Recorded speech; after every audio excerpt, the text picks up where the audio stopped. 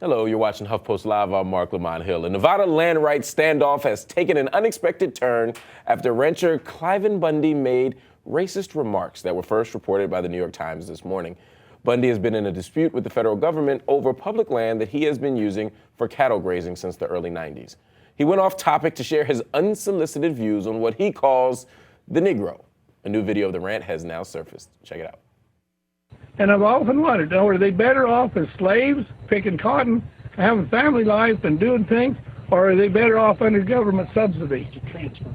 They just transferred it, that's all. Yeah, they didn't get no more freedom. They got less freedom. These comments are causing a stir and, of course, forcing some conservatives who had been supportive of Bundy to distance themselves. Joining us to discuss, we have Amara Jones, an economic justice contributor for colorlines.com. And in our Google Hangout, we're joined by Colin Flaherty, author of White Girl Bleed a Lot.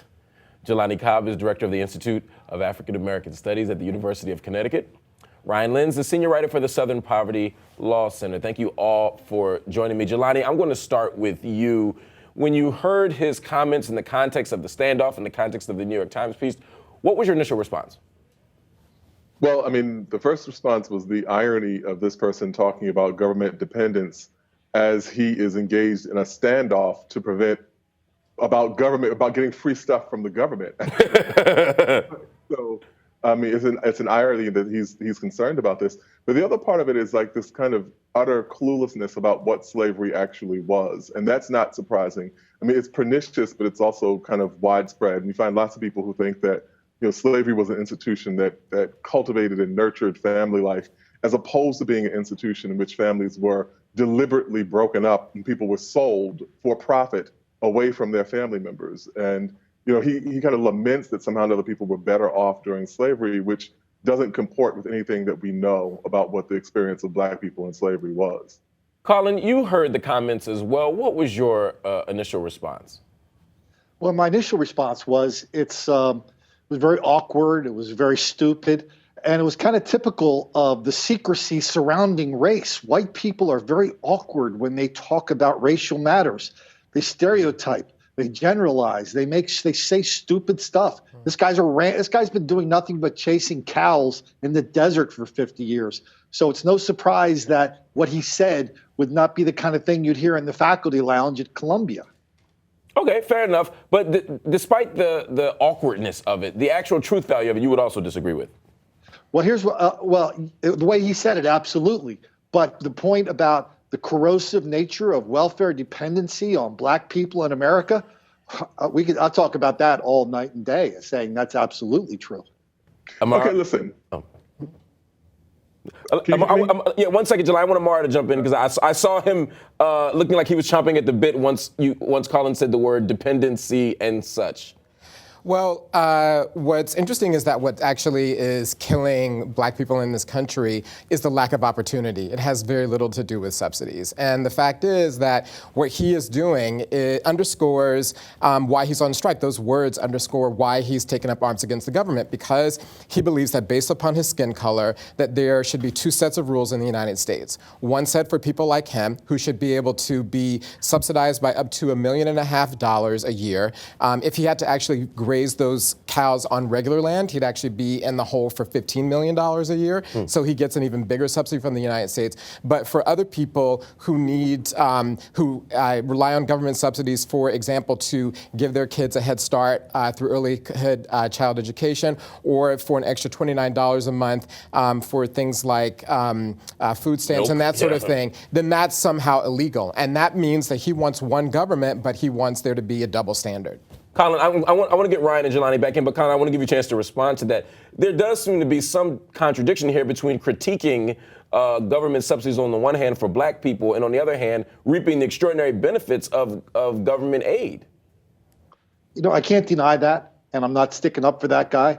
So, you know, yeah, I mean, it's absolutely a contradiction. It was actually absolutely stupid. The guy was grazing his cow on other people's property for 20 years. You know, pay up. That's what I say. Okay, so you don't think you're saying no subsidies for anybody? I don't know why you want me to say that, but it sounds No, right. I mean, I thought I'm not. I don't want you to say that. Maybe I misunderstood you. It sounded like you were saying you're against subsidies for black people, but you're also against subsidies for this guy. That's what I heard you say. Did I misunderstand you? Yeah, you know what? That's fair enough. Sure. Okay, Ryan, jump on in. Well, my initial reaction to it was a little different. We saw how quickly the entire anti-government radical right fell in behind this rancher for standing, quote unquote, in defiance of the federal government for so many years. And then once he says something that was, at least by all accounts, honest and truthful, they all run away so quickly. But, there's nothing to indicate that he didn't have these ideas before, So let's talk about that. You talked about the radical right and the response to this. Jelani, to some extent, there has been a kind of closing of ranks around this guy prior to the statement.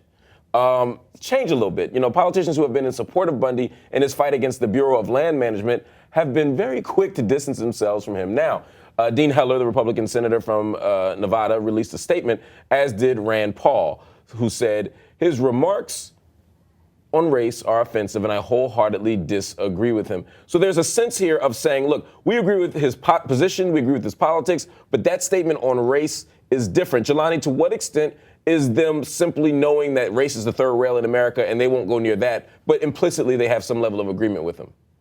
Well, I mean, the problem is that he's running the old racism software, right? He hasn't downloaded the new way of handling race, which is to use kind of coded terminology that still gets at the same point fundamentally. And so Rand Paul, can denounce those statements. Rand Paul is also the person who doesn't really believe that we should have a Civil Rights Act. He thinks that the right to discriminate is protected within the Constitution because of his libertarian political beliefs. And so I think that perhaps there's a kind of rhetorical distancing. And even if we go beyond the rhetoric, if we look at the actual policies that people stand up for, the people who are denouncing him are also part of a party that is deeply invested in voter suppression. And so, this is purely a rhetorical exercise. You can't get around the fact, one of the problems that conservatives constantly run into is the fact that you can't get around the double standard that they have. And it's informed by race. Their views, which broadly and would be labeled to be white supremacist, come out in any number of ways. It informed what Paul Ryan said a couple of weeks ago about the reason why culture it translates into the fact that blacks aren't succeeding. Well, that translates into his budget. It's why he believes his budget ought to cut everything that helps average people make it and to give that money to wealthy people in terms of tax cuts, because he believes that people are undeserving. They don't have the cultural wherewithal to be able to know how to produce economically. And so why are we in any way trying to help people succeed? But I heard Paul Ryan say something else too. And Colin, I want you to speak to this, and then I want everyone else to respond as well. What I heard Paul Ryan say wasn't just that. What I heard him say was that there is a culture surrounding poverty, that government dependency produces pathology. I'm not saying it's right or wrong, but he specifically said that there was a culture in inner cities that caused these economic outcomes, that they weren't the result. Fair enough. That's a fair point. Okay. Fair point. That's a fair correction. I stand corrected. I guess my point, though, is that the bigger point I'm getting to is Paul Ryan's idea that there might be a danger to reinforcing this through more subsidies, through more government support.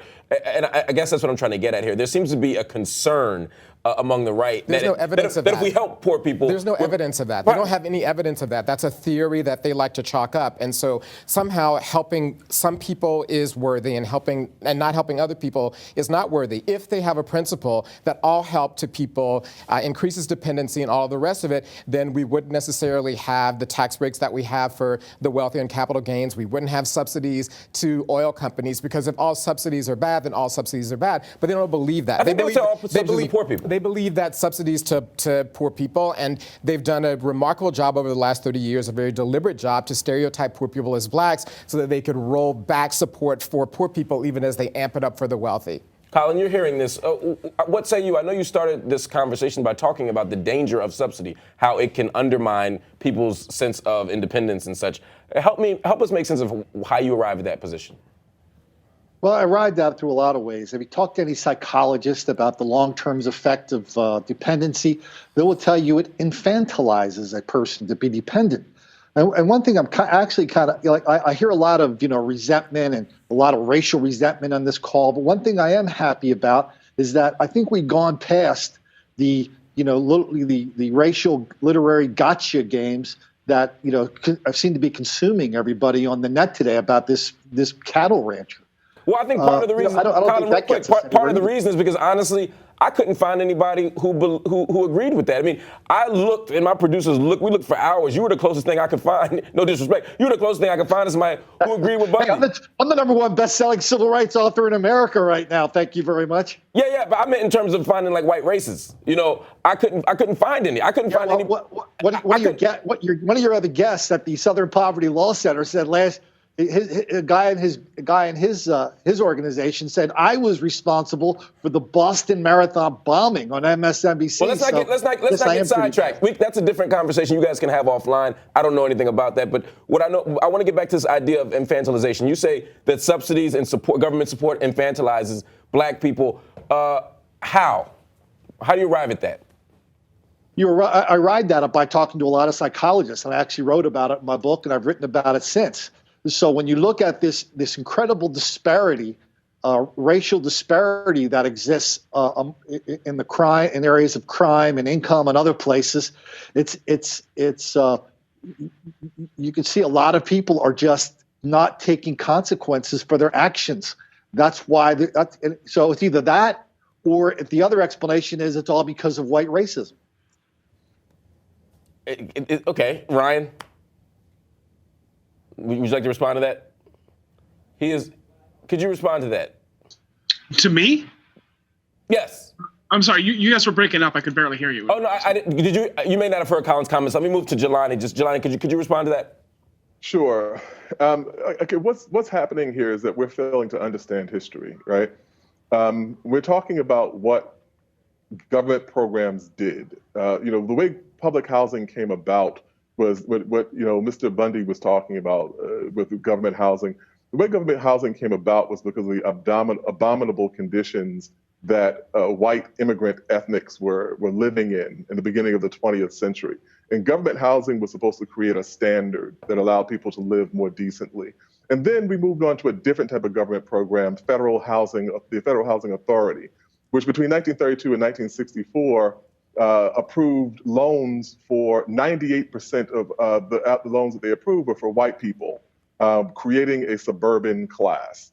And then we have labor unions that locked black people out. We have mortgage redlining and all these kinds of things. And then we're going to sit around and talk about what the product of these deliberate policies was at the very end of it and say, I don't know what's wrong with these black people. They're infantilized. Is what we would call growing up is saying is throwing a rock and then hiding your hands. And so somehow or another, we kind of find our way back to this specious argument about this black people being at fault. And that's simply not the case. And as a matter of fact, I don't understand why, for the people who make these kinds of arguments, they have not managed to find any of the kind of, to Amara's point, they have not managed to find any of the kind of outrage that this person seems to feel so entitled that he can graze his cattle on government land and have no economic consequences for it. I mean, I don't think that Cliven would say that he was taking subsidies. I just think that he was arguing that the federal government doesn't exist and therefore those lands were his to grab. Or he actually makes an argument about the state constitution superseding that of the federal government. But I actually think that on this argument about the history of blacks and all of the rest of it, there's absolutely no evidence to suggest that the opening of government help on education, housing, food assistance, all the rest of it, has done anything but help. In the time that's happened, the black middle class has doubled, black poverty is halved. On every single metric, everything is moving in the right direction. We only stop moving in the right direction when there are not programs that emphasize government help and government fairness. So there's no evidence, and I don't believe that we should waste time actually entertaining and try to justify or try to make sense of something that is absolutely a specious argument, has no grounding in actual data, and actually is just a mask for white supremacy, quite frankly, so that they can continue policies that help the people that they want to help and hurt the people they want to hurt. I want to read some comments. Absolutely. To me, this issue becomes more about the fact that Cliven Bundy, who is, if not a figurehead now, is certainly representative of the anti-government movement, expounding